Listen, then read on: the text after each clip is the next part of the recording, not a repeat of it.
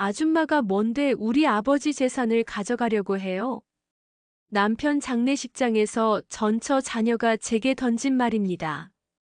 저는 5년 동안 암 투병하는 남편을 간병했습니다. 밤낮 없이 병원을 오가고 대소변까지 받아냈죠. 그런데 남편이 세상을 떠나자 저는 순식간에 유산을 노리는 여자가 되어버렸습니다. 재혼 가정의 상속 분쟁. 오늘은 제가 직접 겪은 이야기를 들려드리겠습니다. 이 영상이 도움이 되셨다면 구독과 좋아요 부탁드립니다. 재혼을 고민하시는 분 또는 비슷한 상황에 계신 분들께 꼭 필요한 정보가 될 거예요. 그럼 이야기를 시작하겠습니다. 저는 53세의 남편을 만났습니다. 첫 결혼은 30대 초반에 이혼으로 끝났고 혼자 딸을 키우며 20년을 살았습니다. 재혼 같은 건 생각도 못했죠. 그런데 지인의 소개로 그분을 만났습니다. 그분도 10년 전 아내를 여의고 혼자 사셨어요. 슬아의 아들 둘, 딸 하나. 모두 결혼해서 독립한 상태였습니다. 처음 만났을 때 느낌이 좋았습니다. 차분하고 신중한 분이었어요. 화려한 데이트보다는 산책하며 이야기 나누는 걸 좋아하셨죠. 이 나이에 새로운 시작이라니 떨리네요. 그분이 청혼하실 때 하신 말씀입니다. 저도 같은 마음이었습니다. 인생의 후반부를 함께할 동반자를 만난 것 같아 행복했어요. 자녀들은 뭐라고 하세요? 제가 조심스럽게 물었습니다. 처음엔 놀라더라고요. 하지만 이해해줬어요. 아빠도 외롭지 말고 행복하게 살라고. 그 말에 안심했습니다. 제 딸도 재혼을 찬성했어요. 엄마, 이제 엄마 인생 사세요. 나 걱정은 하지 마시고. 그렇게 우리는 결혼했습니다. 등록만 하는 간소한 결혼이었어요. 성인 자녀들이 있는 재혼이니 조용히 하는 게 좋을 것 같았거든요. 결혼 초반은 정말 행복했습니다. 남편은 퇴직 후라 시간 여유가 있었고 저도 파트타임으로 일을 줄였습니다. 함께 여행도 다니고 맛있는 것도 먹으러 다녔어요. 당신 만나서 인생이 다시 즐거워졌어요. 남편이 자주 하시던 말이었습니다. 저도 같은 마음이었어요. 20년 만에 다시 찾은 행복이었죠. 하지만 그 행복은 오래가지 못했습니다. 결혼 1년 만에 남편이 쓰러졌습니다. 췌장암 사기입니다. 수술은 어렵고 항암 치료를 시작해야 합니다. 의사의 차분한 목소리가 마치 사형 선고처럼 들렸습니다. 남편은 담담했습니다. 각오는 하고 있었어요. 요즘 속이 안 좋더라니 역시나. 걱정하지 마세요. 제가 옆에 있을게요. 저는 남편의 손을 꼭 잡았습니다. 그날부터 저의 간병 생활이 시작되었습니다. 처음 몇 달은 항암 치료가 주였습니다. 일주일에 한두 번씩 병원에 가서 항암제를 맞았어요.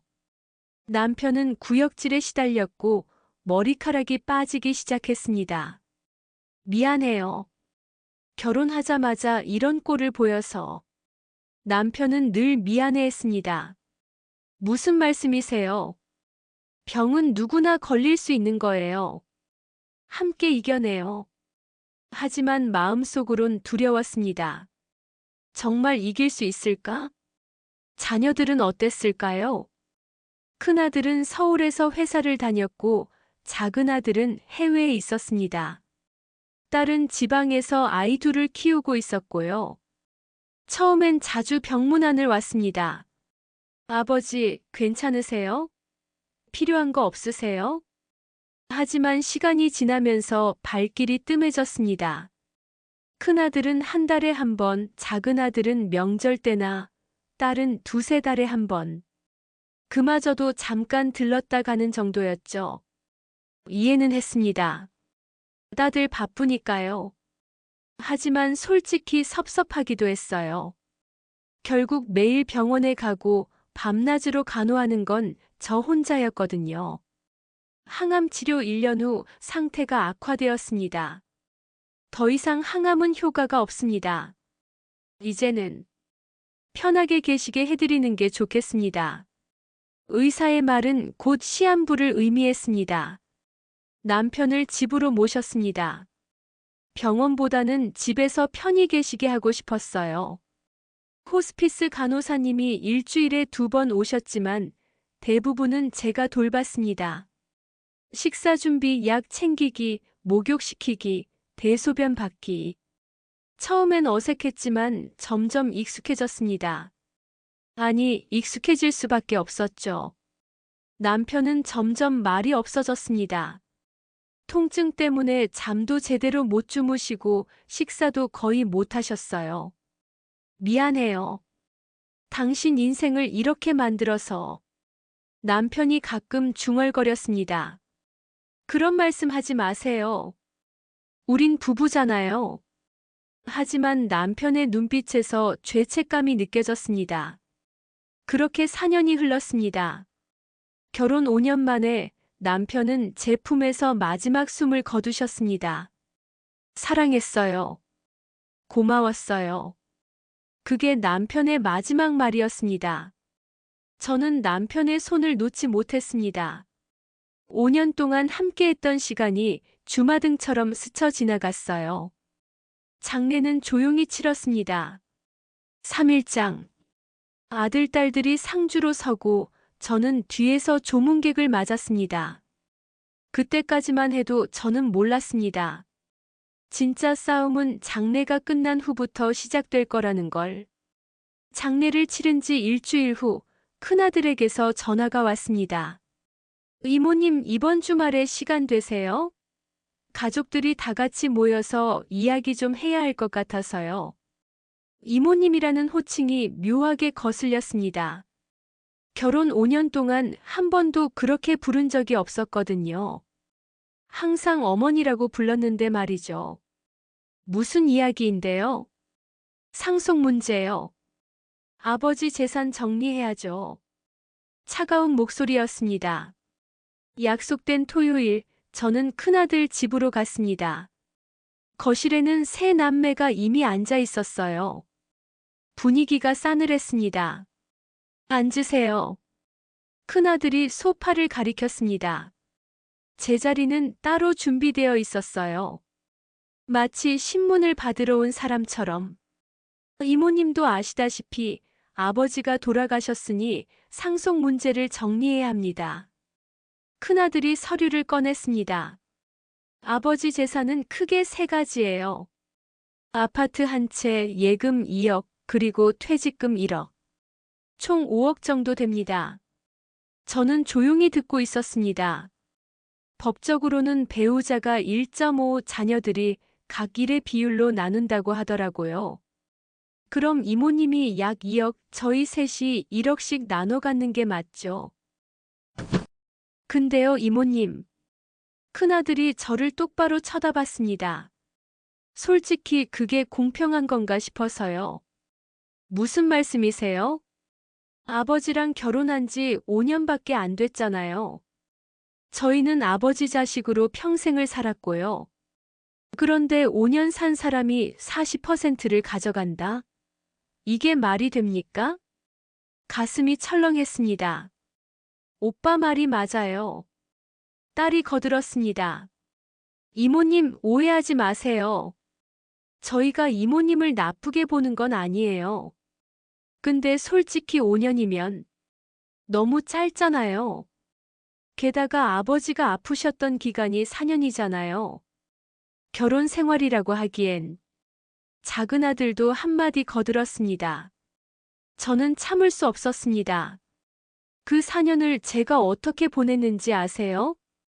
제 목소리가 떨렸습니다. 밤낮 없이 병원 다니고 대소변 받아내고 잠도 제대로 못 자면서 간병했어요. 여러분은 어디 있었죠? 한 달에 한 번 오는 것도 힘들어 하셨잖아요. 그것도 1시간 앉아 있다 가는 게 전부였고요. 저희도 바빴어요. 큰아들이 목소리를 높였습니다. 회사 다니고 가족 먹여 살리느라 정신 없었다고요. 이모님처럼 시간 여유가 있는 것도 아니고. 시간 여유가 있어서요?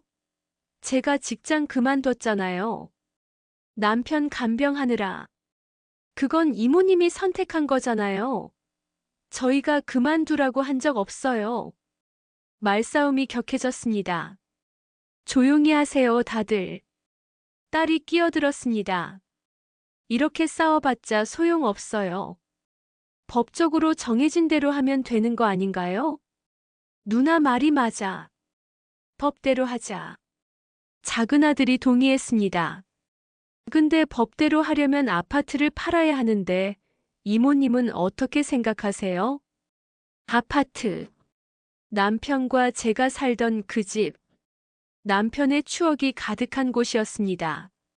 저는 계속 그 집에서 살고 싶어요.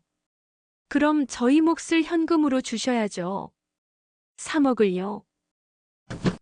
3억을 어떻게 마련해요? 그건 이모님 문제죠.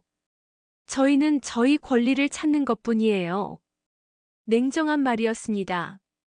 이모님, 솔직히 말씀드릴게요.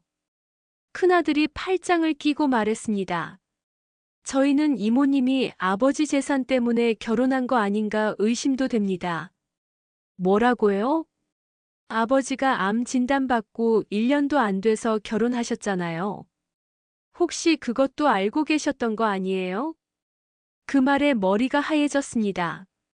말도 안 되는 소리 하지 마세요. 남편이 아프다는 걸 저도 결혼 후에 알았어요. 증거라도 있어요? 증거요? 이모님이 재산 때문이 아니었다는 증거요. 저는 말문이 막혔습니다. 어떻게 그걸 증명하죠? 사랑을 어떻게 증명하나요? 그리고요, 간병하셨다고 하는데. 딸이 스마트폰을 꺼냈습니다. 제가 찾아보니까 간병인 고용하면 한 달에 300만 원 정도 든대요. 4년이면 1억 4천 정도. 그 정도면 충분히 보상받으신 거 아닌가요? 집에서 공짜로 살았고 생활비도 아버지가 되셨잖아요. 제 간병을 돈으로 환산하는 모습이 충격적이었습니다. 저는 간병인이 아니에요. 아내였어요. 그래도 결혼한 지 5년밖에 안 됐잖아요. 결국 모든 게 5년으로 귀결됐습니다. 5년이 짧다고요? 그 5년이 얼마나 길고 힘든 시간이었는지 이 사람들은 모릅니다. 일단 오늘은 여기까지 하죠. 큰아들이 서류를 정리했습니다. 저희는 변호사와 상담해 볼 겁니다. 이모님도 변호사 선임하시는 게 좋을 것 같네요. 집으로 돌아오는 길, 눈물이 멈추지 않았습니다. 5년 동안 가족이라고 생각했는데 남편이 떠나자 저는 순식간에 남이 되어버렸습니다. 그날 밤 저는 남편의 사진을 꺼내봤습니다. 여보, 이럴 줄 알았어요? 당신 자식들이 저한테 이럴 줄은. 사진 속 남편은 환하게 웃고 있었습니다. 결국 저는 변호사를 선임했습니다. 50대 중반의 여성 변호사님이었어요. 가사 사건을 많이 다뤄보셨다고 했습니다. 상황을 자세히 말씀해 주세요. 저는 지난 5년을 처음부터 끝까지 이야기했습니다. 결혼, 투병, 간병, 그리고 자녀들과의 갈등까지. 변호사님은 고개를 끄덕이며 들으시더니 이렇게 말씀하셨습니다. 일단 법정 상속분은 명확합니다. 배우자 1.5, 자녀가 1. 의뢰인께서 약 2억 2천, 자녀들이 각각 9천만 원씩 받으시는 게 맞습니다. 그럼 제가 이기는 건가요? 법적으로는 그렇습니다. 하지만 변호사님이 잠시 말을 멈췄습니다. 유류분 반환 청구라는 게 있어요. 자녀들이 최소한의 권리를 주장할 수 있습니다. 그리고 재산 형성 기여도를 따질 수도 있고요. 무슨 뜻이죠? 자녀들이 망인의 재산은 전처와 함께 형성한 것이고 재혼 배우자는 기여한 바가 없다고 주장할 수 있다는 겁니다. 가슴이 답답했습니다. 근데 제가 4년 동안 간병한 건요? 그게 포인트입니다. 변호사님이 서류를 펼쳤습니다. 기여분이라는 개념이 있어요. 특별히 피상속인을 부양하거나 재산 증식에 기여한 경우 상속분을 더 받을 수 있습니다.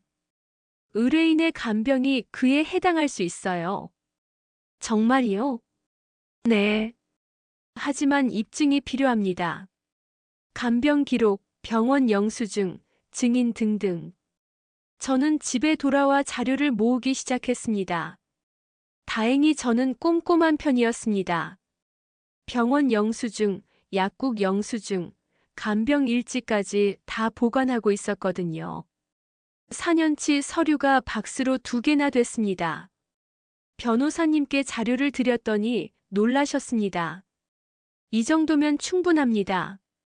간병 일지도 매일 쓰셨네요. 이건 큰 도움이 될 겁니다. 조정 기일이 잡혔습니다.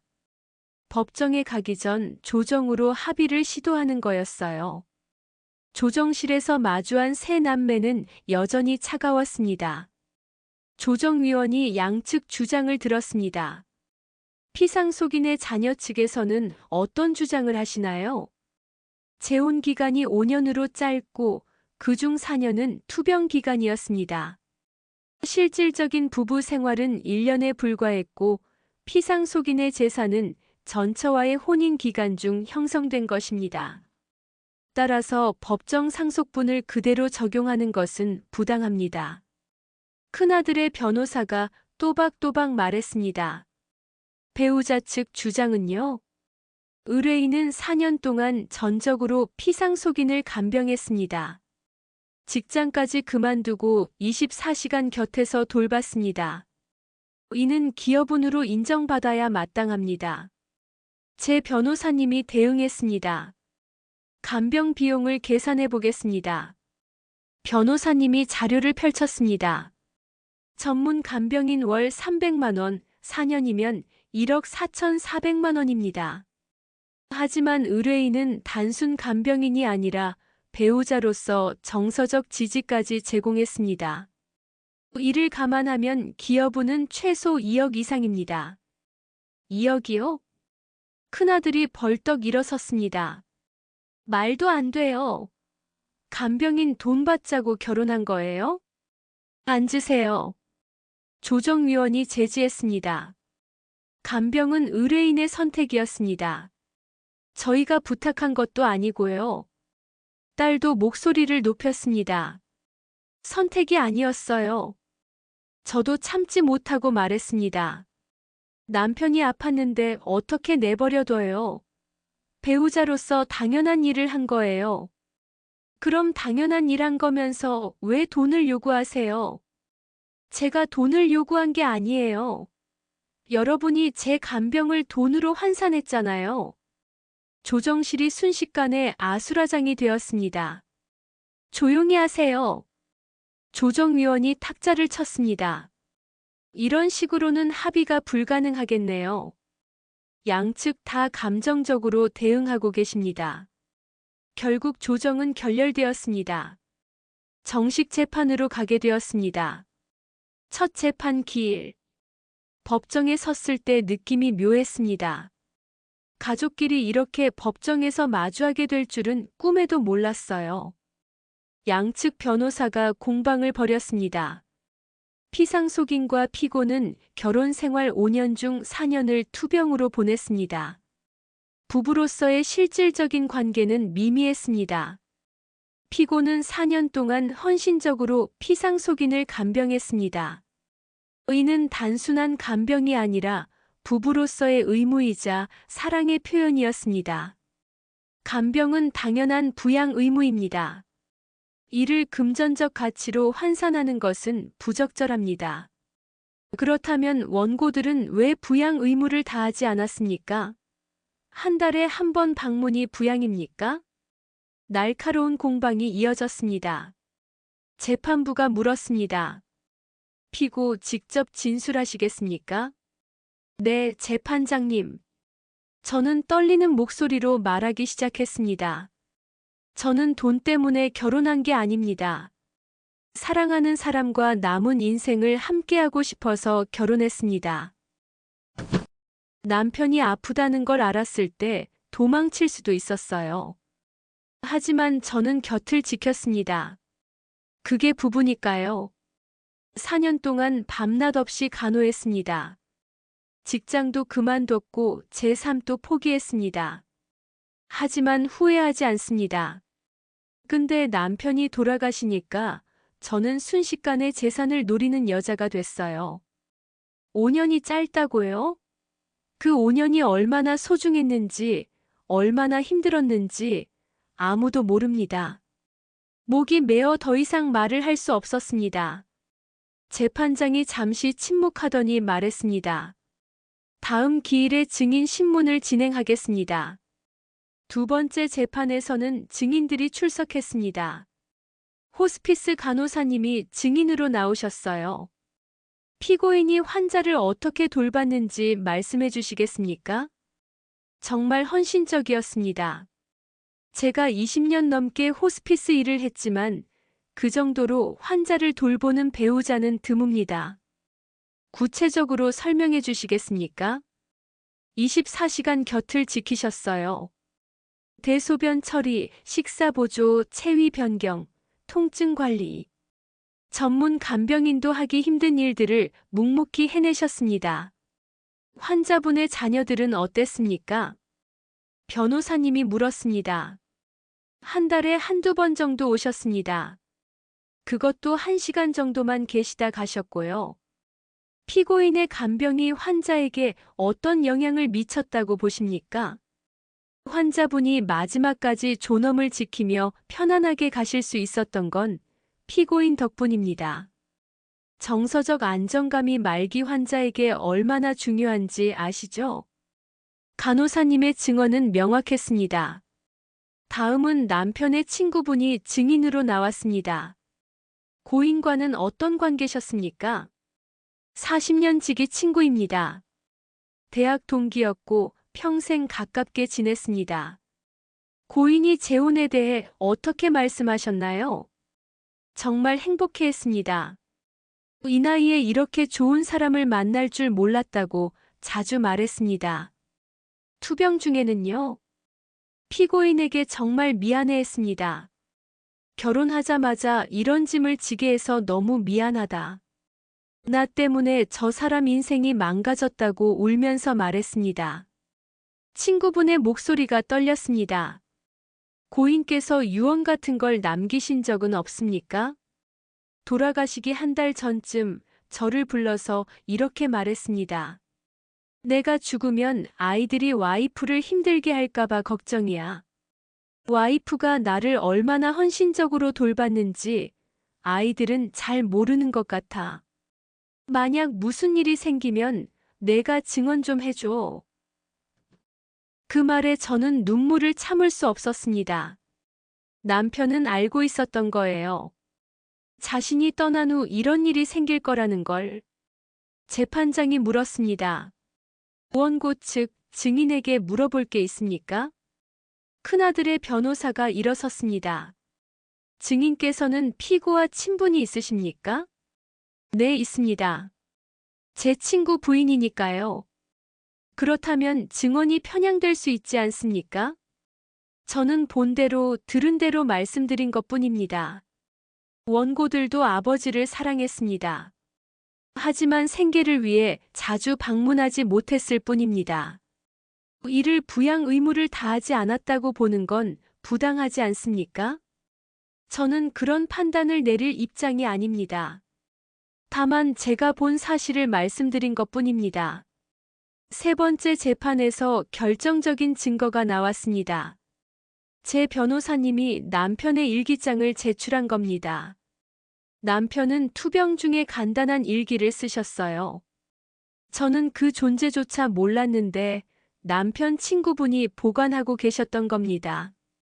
재판장이 일기 내용 중 일부를 낭독했습니다. 오늘도 와이프가 밤새 간호해줬다. 너무 미안하고 고맙다. 이 사람을 만난 게 내 인생 최고의 행운이다. 아이들이 왔다 갔다. 30분 있다가 바쁘다고 갔다. 이해한다. 다들 바쁘니까. 하지만 와이프는 하루 24시간 내 곁을 지킨다. 미안하고 또 미안하다. 내가 죽으면 와이프에게 뭘 남겨줄 수 있을까? 재산. 그것도 아이들과 나눠야 한다. 이 사람에게 너무 미안하다. 평생 보답해도 모자랄 은혜인데. 일기 내용이 낭독될 때 법정은 조용했습니다. 저는 눈물을 흘리고 있었고 세 남매는 고개를 숙이고 있었습니다. 재판장이 말했습니다. 양측 최후 변론을 들겠습니다. 큰아들의 변호사가 먼저 말했습니다. 피상속인의 자녀들도 아버지를 사랑했습니다. 다만 생계와 가정 때문에 자주 방문하지 못했을 뿐입니다. 이것이 부양 의무를 저버린 것이라고 볼 수 없습니다. 법정 상속분은 헌법에 보장된 권리이며 이를 침해할 수 없습니다. 제 변호사님이 이어 말했습니다. 의뢰인은 4년 동안 헌신적으로 피상속인을 돌봤습니다. 이는 단순한 부양 의무를 넘어선 것입니다. 만약 의뢰인이 없었다면 원고들이 그 부담을 나눠져야 했을 것입니다. 의뢰인의 기여분은 마땅히 인정받아야 합니다. 재판장이 마지막으로 물었습니다. 피고 마지막으로 하실 말씀 있으십니까? 저는 천천히 일어났습니다. 재판장님, 그리고 원고분들께 말씀드립니다. 저는 세 남매를 바라봤습니다. 저는 돈 때문에 이 싸움을 하는 게 아닙니다. 남편에 대한 제 사랑과 헌신을 인정받고 싶어서입니다. 5년이 짧다고 하셨죠? 맞아요, 짧습니다. 하지만 그 5년은 제 인생에서 가장 소중하고 가장 힘들었던 시간이었습니다. 여러분 아버지는 훌륭한 분이셨습니다. 저는 그분을 진심으로 사랑했고 마지막까지 최선을 다해 돌봤습니다. 제가 바라는 건 그게 인정받는 것뿐입니다. 재산이 얼마든 저는 상관없습니다. 다만 제가 재산을 노린 여자가 아니라는 것, 그것만큼은 인정받고 싶습니다. 저는 고개를 숙였습니다. 재판장이 말했습니다. 판결은 2주 후에 선고하겠습니다. 판결일. 법정은 긴장감으로 가득했습니다. 재판장이 판결문을 읽기 시작했습니다. 원고들의 청구를 일부 인용한다. 제 가슴이 철렁했습니다. 피고의 기여분을 인정하여 상속 재산 중 5천만 원을 추가로 지급한다.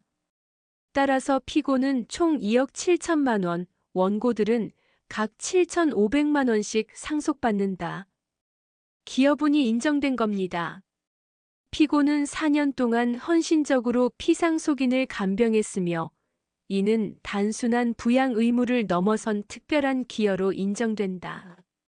다만 재산 형성 과정에 직접적으로 기여하지 않았으므로 기여분은 제한적으로 인정한다. 재판장이 판결문을 내려놓고 말했습니다. 가족 간의 분쟁은 법으로 해결할 수 있지만 상처는 법으로 치유할 수 없습니다. 양측 모두 고인을 사랑했다는 사실을 잊지 마시기 바랍니다. 판결은 끝났습니다. 법정을 나오는데 딸이 저를 불렀습니다. 이모님, 죄송해요. 저희가 너무 심했던 것 같아요. 딸의 눈에 눈물이 맺혔습니다. 아버지 일기 읽으면서 많이 반성했어요. 저희가 얼마나 이기적이었는지. 큰아들과 작은아들도 다가왔습니다. 저도 사과드립니다. 큰아들이 고개를 숙였습니다. 돈 문제 때문에 눈이 멀었던 것 같아요. 이모님이 아버지를 얼마나 정성껏 돌보셨는지 저희가 모른 척했던 거죠. 작은아들도 말했습니다. 해외에 있다는 핑계로 자주 못 왔던 게 후회돼요. 이모님한테만 떠맡기고 저는 복잡한 심경이었습니다. 저도 여러분 입장을 이해 못한 건 아니에요. 돌아가신 분의 자녀로서 아버지 재산을 지키고 싶은 마음도 알아요. 그래도 저희가 너무했어요. 딸이 제 손을 잡았습니다. 이모님 아니, 어머니, 용서해 주세요. 어머니라는 호칭에 눈물이 났습니다. 저도 감정적으로 대응해서 미안해요. 우리는 법정 복도에서 한참을 울었습니다. 며칠 후 우리는 남편 산소에 함께 갔습니다. 5식구가 함께 묘 앞에 앉았습니다. 아버지, 저희 왔어요. 큰아들이 먼저 말했습니다. 아버지가 걱정하셨던 일이 일어났어요. 저희가 어머니를 힘들게 했습니다. 정말 죄송해요. 딸도 말했습니다. 아빠 일기 읽었어요. 아빠가 얼마나 어머니한테 고마워했는지 알았어요. 저희가 부족했던 걸 어머니가 채워주셨네요. 저도 남편에게 말을 걸었습니다. 여보, 힘들었지만 이겨냈어요. 이 아이들도 이제 알게 됐어요. 우리가 얼마나 서로 사랑했는지. 우리는 한참을 묘 앞에 앉아 있었습니다. 바람이 불어와 나뭇잎들이 바스락거렸습니다. 그 소리가 남편의 목소리 같았습니다. 고생했어요. 다들 수고했어요. 집으로 돌아오는 길 딸이 제안했습니다. 어머니, 저희가 매달 한 번씩은 모이는 게 어때요? 같이 밥도 먹고 아버지 이야기도 하고. 그러고 싶네요. 저도 한국 올 때마다 들를게요. 작은 아들도 말했습니다. 그래요. 우린 여전히 가족이니까. 큰아들이 말했습니다. 가족. 그 말이 이제야 실감났습니다. 법적인 가족이 아니라 마음으로 연결된 진짜 가족. 판결 후 6개월이 지났습니다. 아파트는 결국 팔았습니다. 그 돈을 나눠 가지고 저는 작은 빌라로 이사했어요. 남편과의 추억이 가득한 집을 떠나는 건 아쉬웠지만 새로운 시작이기도 했습니다. 새 남매는 약속대로 한 달에 한 번씩 찾아옵니다. 같이 밥 먹고 남편 이야기하고 근황도 나눕니다. 이제는 정말 가족 같은 느낌이에요. 큰아들이 어느 날 말했습니다. 어머니, 그동안 정말 죄송했어요. 저희가 아버지한테 못해드린 걸 어머니가 다 해주셨는데. 이제 그 얘기는 그만해요. 다 지난 일이에요. 아버지는 정말 행복하셨을 거예요. 마지막까지 사랑하는 사람 곁에서 편히 가셨으니까. 그 말에 위로가 되었습니다. 딸은 가끔 남편 사진을 보며 말합니다. 아빠 정말 좋은 분 만나셨네요. 부럽다. 그럴 때면 저도 웃으며 대답합니다. 아니야, 내가 좋은 분을 만난 거지. 어느 날 저는 남편의 일기장을 다시 꺼내봤습니다. 법정에 제출했다가 돌려받은 거였어요. 한 장 한 장 넘기며 읽다가 마지막 페이지에서 멈췄습니다. 당신을 만나 행복했습니다. 짧은 시간이었지만 진심으로 사랑했습니다. 고맙습니다, 내 사랑. 남편의 마지막 메시지였습니다. 저는 그 문장을 손으로 쓰다듬으며 속삭였습니다. 저도 사랑했어요. 그리고 당신 자녀들도 이제 제 가족이 됐어요. 걱정 마세요. 창밖으로 햇살이 비쳤습니다. 따뜻한 봄날이었습니다. 여기까지 제 이야기를 들어주셔서 감사합니다. 재혼 가정의 상속 분쟁. 생각보다 흔한 일입니다. 법적으로는 명확해 보이지만 감정적으로는 너무나 복잡한 문제죠. 제가 이 경험을 통해 배운 것들이 있습니다. 첫째, 재혼하실 때는 반드시 재산 문제를 명확히 하세요. 유언장을 작성하거나 가족들과 미리 이야기를 나누는 게 좋습니다. 사랑만으로는 부족해요. 현실적인 준비가 필요합니다. 둘째, 돌봄의 가치를 기록으로 남기세요. 간병일지, 영수증, 사진 등. 나중에 분쟁이 생겼을 때 이런 기록들이 큰 도움이 됩니다. 셋째, 가족 간의 소통이 가장 중요합니다. 돈 문제는 가족을 갈라놓기 쉽습니다. 하지만 결국 중요한 건 사람입니다. 법정에서 이기는 것보다 가족을 지키는 게 더 소중합니다. 넷째, 전문가의 도움을 받으세요. 변호사, 상담사, 가족치료사. 혼자 끙끙대지 말고 도움을 청하세요. 객관적인 시각이 필요합니다. 재혼가정, 황혼이혼, 상속 분쟁. 이런 문제들은 이제 우리 사회의 현실입니다. 부끄러운 일도 숨겨야 할 일도 아닙니다. 현명하게 준비하고 솔직하게 대화하고 서로를 이해하려고 노력한다면 충분히 해결할 수 있습니다. 혹시 지금 비슷한 상황에 계신 분이 있다면 이 말을 꼭 전하고 싶습니다. 당신은 잘못하지 않았습니다. 사랑한 것도 돌본 것도 권리를 주장하는 것도 잘못이 아닙니다. 다만 방법을 찾아야 합니다. 법적으로, 감정적으로, 관계적으로 모두를 만족시킬 수 있는 방법을요. 쉽지 않겠지만 가능합니다. 저도 해냈으니까요. 이 영상이 도움이 되셨다면 구독과 좋아요 부탁드립니다. 그리고 댓글로 여러분의 이야기도 들려주세요. 함께 고민하고 함께 해결책을 찾아가요. 다음 영상에서 또 만나요. 모두 행복하세요. 감사합니다.